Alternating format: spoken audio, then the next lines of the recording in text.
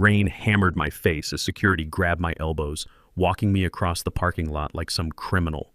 Through those glass windows, I could see them all raising their champagne flutes, laughing around her. Jessica Hunt, with that smug smile and fresh MBA, while colorful balloons bobbed against the ceiling. My personal stuff sat in a soggy cardboard box under my arm. 20 years of my career reduced to office supplies and a coffee mug.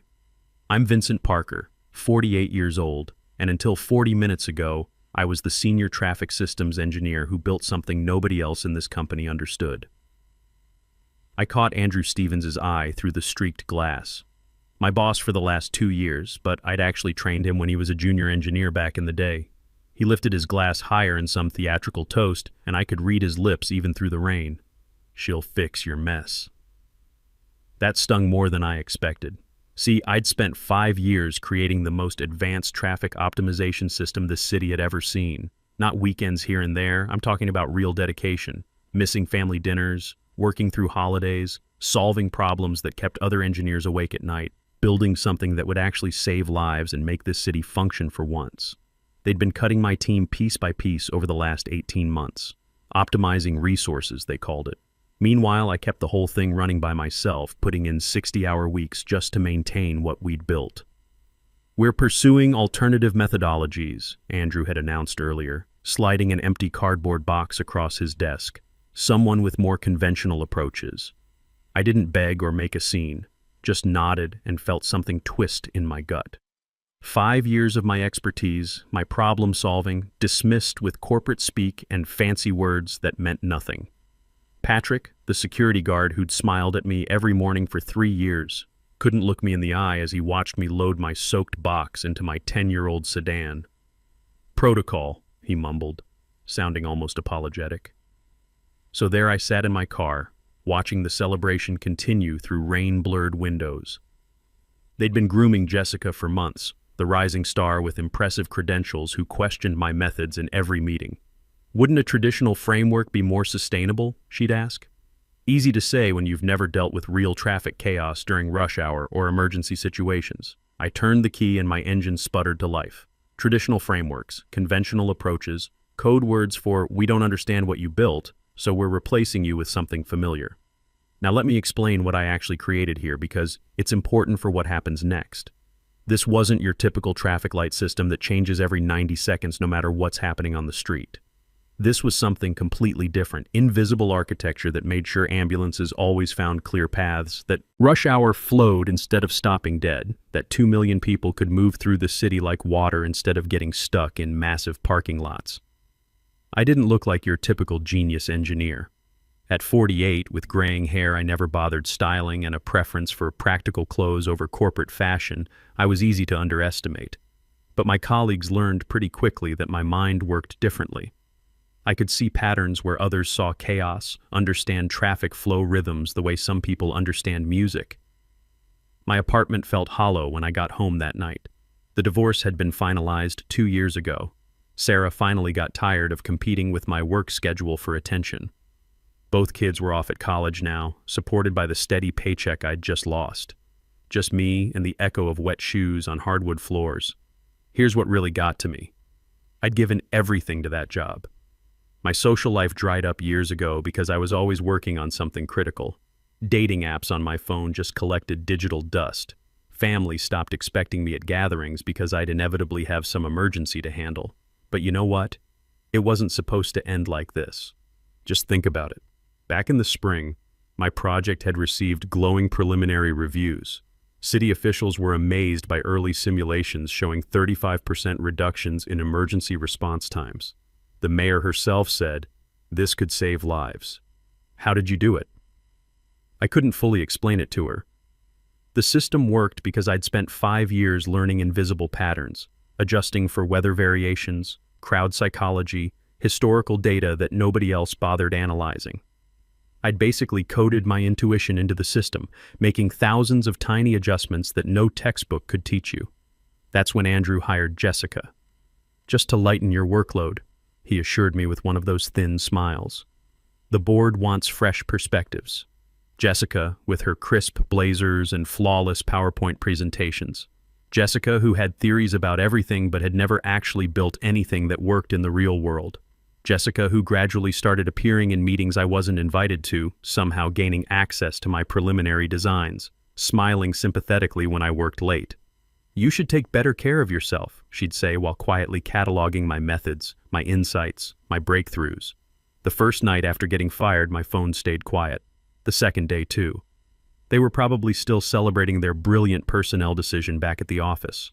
The heart of their operation, my creation, was now in Jessica's perfectly manicured hands. I sat on my balcony that second night, watching city lights flicker through the clearing rain, thinking about how 5 years of my life had just been erased with corporate pleasantries and cheap champagne toasts. What I didn't know yet was that my real story was just beginning. Sleep didn't come easy that night, but I managed. The next morning I was making coffee when it started. My phone lit up and vibrated, Jessica's name on the screen. I watched it ring until it stopped. 3 minutes later, another call, then another. By noon, I'd counted 7 missed calls, each one coming faster than the last.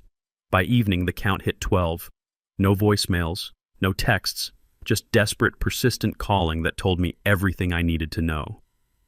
At midnight, as I sat on my bedroom floor going through old notebooks, all the physical proof of how I'd actually built this thing, the 19th call came through.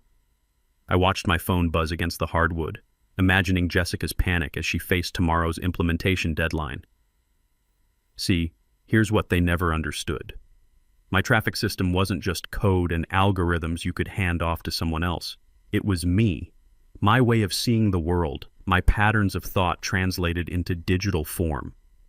The system worked because I worked, because I'd poured my unique understanding into every line, every function, every decision tree. Those notebooks contained equations and diagrams, sure, but not the invisible connections that only I could see. That night, I finally got some decent sleep, phone silent beside me. Morning brought 27 missed calls. I made coffee and watched sunrise paint my living room gold. For the first time in years, I had nowhere to be.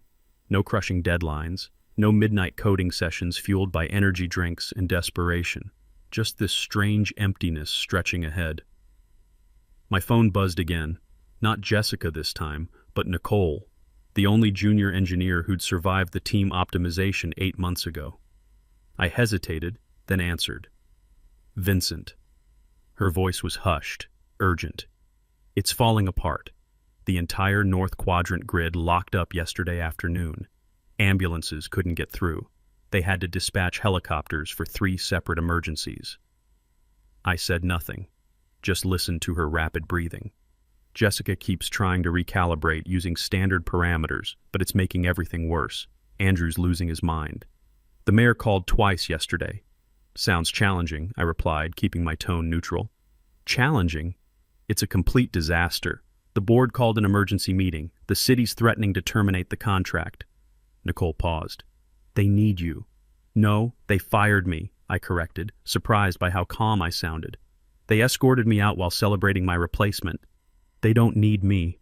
They're just experiencing consequences. Vincent, please.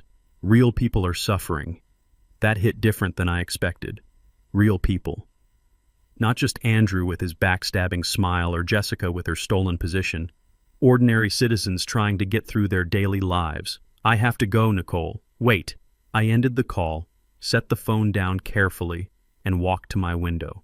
The city sprawled below. My city with its unique rhythm and flow, its complex network of human movement that I'd spent years learning to understand. People were suffering because of corporate arrogance, but that wasn't really their fault. About an hour later, my doorbell rang. I knew who it would be before I opened it. Andrew stood there, his usually perfect appearance completely disheveled. His silver hair stuck up oddly, his tie was loose, and dark circles shadowed his eyes like he hadn't slept in days. Vincent, he said, attempting a smile that didn't match his desperate expression. Can I come in? I didn't move from the doorway. Why? We need to talk. Professionally. I don't work for you anymore, remember? The security escort? The champagne toast to my replacement? He actually winced. That was unfortunate timing. Was it? Or was it exactly what you intended? Humiliate me on my way out? Look, We're facing some serious technical challenges with the implementation. Jessica is brilliant, but she's encountering some unexpected variables in your architecture. I leaned against the door frame. My mess, you mean? Isn't that what you called it while raising your glass? His polished facade started cracking. I read lips, Andrew. Useful skill I developed during all those meetings where you talked over me. He straightened up, switching tactics. The city is experiencing severe disruption. Emergency services are compromised. This is bigger than professional disagreements. Absolutely, I nodded. Sounds like an excellent opportunity for Jessica to demonstrate those conventional approaches you were so excited about. Vincent, please, we're prepared to offer you a consulting contract. Triple your former salary. Just help us stabilize the system. I studied the man who'd dismissed 5 years of my work as a mess, who'd watched me get escorted out like a criminal, who'd toasted my replacement before my desk was even cold. No. No? Just like that? Just like that. Same way you fired me. His face got hard. This isn't about your wounded pride. Lives are literally at stake. They always were. That's why I worked 60-hour weeks perfecting that system while you cut my team to improve quarterly numbers. That's why I missed my daughter's graduation optimizing emergency vehicle routing. That's why I skipped holidays and vacations and sleep. My voice stayed level. You never cared about lives when it was me sacrificing everything for them. I'll go to the board, he threatened. I'll make sure you never work in this industry again. I actually smiled at that. Go ahead. Tell them exactly how badly you mismanaged this transition. Explain why you fired the one person who understood the system without ensuring proper knowledge transfer. I'm sure they'll be impressed with your leadership. All the color drained from his face. What do you want? For you to leave my apartment. After Andrew left, I turned my phone off and took a long shower. Water washed over me as I thought about what Nicole had said. Real people suffering. That reality sat heavy on my conscience. Whatever Andrew and Jessica deserved, the city didn't deserve this chaos, so I spent that afternoon walking through downtown, seeing firsthand what had happened to my system. Traffic lights changing in completely nonsensical patterns. Vehicles bunched up at intersections that should have been flowing smoothly. Horns blaring continuously in this symphony of frustration that made my teeth ache. On one corner, I watched an elderly man wait 7 full minutes for a pedestrian signal that never came. Local news vans were clustered near City Hall. A reporter stood before cameras, gesturing dramatically at the chaos behind him. Day 5 of what officials are calling the grid crisis, with no resolution in sight. By evening, I'd made my decision. Not for Andrew, not for the company, for the city and the people living in it. That's when things started getting interesting. I called Nicole back. I need specifics. What exactly is happening with the system? Her relief was obvious even through the phone. Jessica tried implementing her standardized algorithm package. Everything ran fine in simulation, but collapsed under real conditions. She can't figure out why your code works in some sectors but not others, why some intersections adapt while others just freeze up completely. Because she's looking for consistent rules where there aren't any, I explained. The system doesn't follow textbook principles. It's adaptive, organic. That's what I tried telling her. She keeps saying your documentation is insufficient. I had to laugh at that. My documentation is meticulous. She just doesn't understand what she's reading. Will you help? Please? Even just advice. I thought about it for a moment. I'll think about it. The next morning I got a text from an unknown number. Just an address, a time, and 5 words. Please, for the city. Mayor Michelle. I recognized the address. A small cafe far from corporate headquarters. Neutral ground. Smart move. Mayor Michelle Rodriguez looked exhausted when I arrived. The weight of a paralyzed city was written all over her face in new lines and dark circles. She stood as I approached her corner table. Thank you for coming, she said, extending her hand. I haven't agreed to anything, I reminded her, sitting down. I know. But you're here, which means you care what happens to this city, the same way you cared when you designed a system that could have transformed urban mobility forever. Could have. Your contractor is considering shutting it down completely, reverting to the old system. I felt an unexpected pang at the thought of my creation being scrapped. That would be unfortunate. It would be catastrophic, she corrected. Emergency response times are up 40%. We've had 2 traffic fatalities that might have been prevented with faster ambulance arrival. Schools can't run buses on schedule. People can't get to work. The server brought our coffee. I wrapped my hands around the warm mug, buying myself time to think. I understand you were treated poorly, the mayor continued, her voice gentle but direct. I witnessed your dedication during development. I saw the brilliance of what you built, and I was shocked to learn you'd been removed from the project. Did they tell you I was removed, or did they say I left? She met my eyes. They said you'd moved on to other opportunities. I knew it was corporate speak for something else. They fired me without warning, replaced me with someone who questioned my methods without understanding them, had a celebration while security marched me out. She winced. I'm sorry. Truly. But right now, 2 million people are suffering because the system you built, the system that worked beautifully, is failing without you. It's failing because they thought anyone could take over without understanding the underlying approach, because they valued credentials over proven results. I know, she interrupted, and they were catastrophically wrong, but punishing them is punishing everyone else too. I stared into my coffee, feeling conflicted. The mayor reached across the table, not quite touching my hand. Help us fix this, not for them, for the city. I can hire you directly as a municipal consultant, bypass the company entirely. They own the system. They licensed it to us, and right now, they're in breach of contract by providing non-functional infrastructure. We have legal grounds. For the first time in days, I felt something spark inside me, a possibility I hadn't considered. I'd need certain guarantees, I said slowly. Complete creative control. My name on everything. The patents, the white papers, everything. And I choose my own team. Mayor Rodriguez's eyes widened slightly. You've thought about this. I'm always thinking. It's both my greatest strength and why I don't sleep much. She nodded. I'll make it happen. Walking home from that meeting, my phone buzzed with a text from Nicole. Emergency board meeting tomorrow. Andrew saying system needs complete rebuild. Jessica blaming sabotage in your code. Help. I smiled to myself. Sabotage. Of course. Because it couldn't possibly be that Jessica, with all her prestigious degrees and conventional thinking, simply couldn't comprehend what I'd built. It had to be deliberate undermining rather than her own limitations. That night, organizing my notes and preparing for what would come next, I got one final call from Jessica herself. I answered on the last ring. Vincent. Her voice was tight, controlled. We need to talk. We're talking now, I replied. I know what you did. The missing protocols, the undocumented overrides, the intentionally misleading variable names. You set me up to fail. I genuinely laughed. Is that what you think? That I somehow anticipated being fired and deliberately created a system no one else could run? Then explain why nothing works the way it should. Maybe it works exactly as it should. Maybe you just don't understand how it should work. Long silence. Finally, she spoke, her voice smaller than before. I need your help.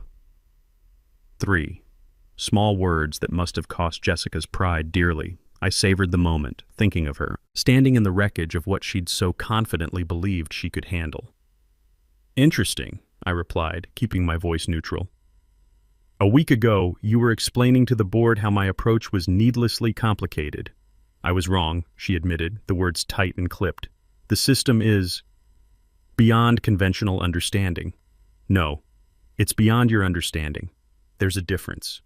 Her breathing changed, a sharp intake that told me she was struggling to keep it together. People are suffering, Vincent. Whatever you think of me, they don't deserve this. The same argument the mayor had made, the same moral weight pressed on my shoulders. I'll meet with you, I said finally. Not at the office. The public library, main branch, 3rd floor study room. 10 a.m. tomorrow. Thank you, she breathed. I'll bring everything. Don't bring anything, I interrupted. No laptops, no tablets, just yourself and a pen. I ended the call and stood by my window, watching night settle over the struggling city. In the distance, sirens wailed. Another emergency vehicle fighting through congestion my system should have cleared automatically. Tomorrow would be interesting. The library was nearly empty when I arrived the next morning. Jessica was already there, sitting rigidly in the study room, hair pulled back severely, dark circles shadowing her eyes. For a moment, I almost felt sorry for her. Almost. "Thank you for coming," she said, standing as I entered. I set my notebook on the table. "Let's be clear. I'm not here to save your career. I understand. Do you? You took my job. You celebrated while security escorted me out. You told everyone you could fix my mess." She had the decency to look away. For the next hour, Jessica detailed the cascading failures. The more she spoke, the clearer it became that she'd tried to impose textbook solutions on my organic architecture, like trying to control a living ecosystem with mechanical rules. "It's not rational," she concluded, frustration obvious. "Sectors that should behave identically respond completely differently to the same inputs, because they're not identical. Each sector has its own personality. Traffic grids don't have personalities." I turned my notebook toward her, showing diagrams. "You're treating the system like it's built on static algorithms when it's actually responsive to thousands of subtle variables you're not even measuring." She stared at my sketches. "This isn't in any of the documentation, because it can't be documented in traditional ways. It's not about rules. It's about relationships between factors that most engineers don't consider important." "Like what?" "Like the fact that the North Quadrant moves differently on baseball game days, even when accounting for stadium traffic, because driver psychology changes.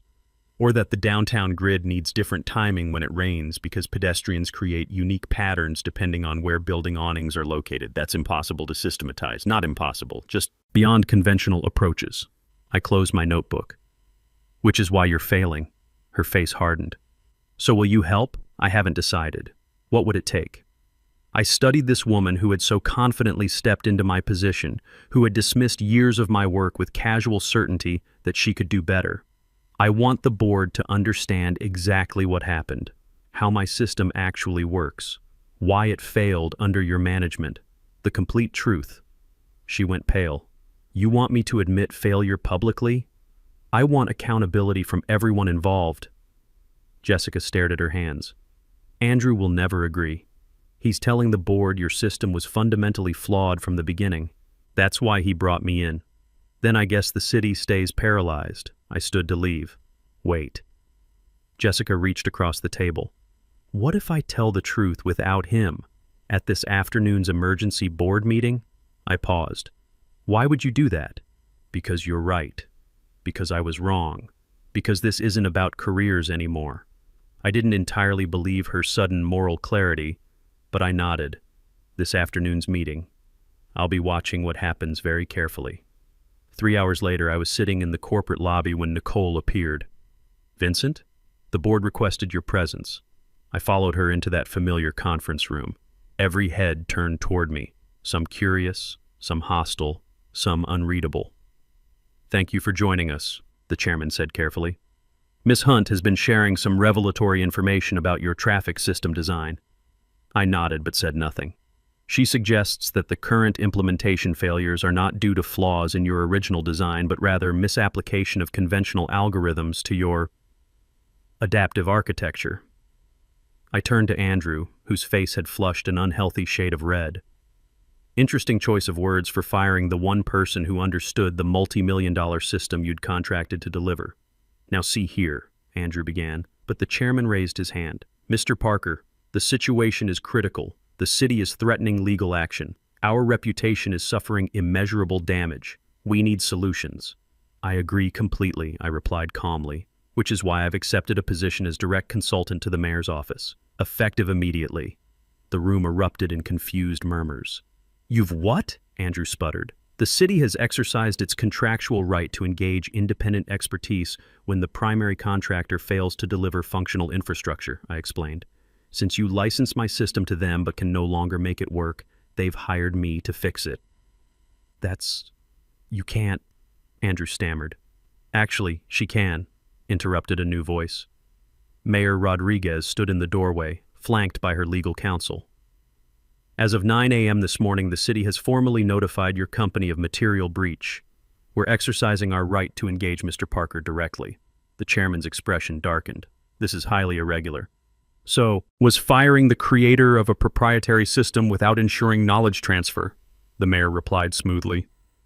My system will be fully operational within 72 hours, I added, under my direct management with my own team. Your team? Andrew laughed harshly. You don't have a team. I will. Starting with Nicole, who I'm hiring away from you effective today, along with any other engineers who understand the value of adaptive thinking over conventional approaches. That was 3 months ago. Today I'm reviewing quarterly reports for Vincent Parker Municipal Solutions in my new office overlooking the city. My traffic system hums perfectly below. Emergency vehicles gliding through clear corridors, rush hour flowing like water finding its natural course. The revenge I'd imagined wasn't what actually happened.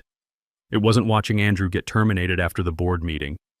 It wasn't seeing Jessica transfer to a different department. It wasn't even the mayor's announcement that the city was permanently ending its contract with my former company.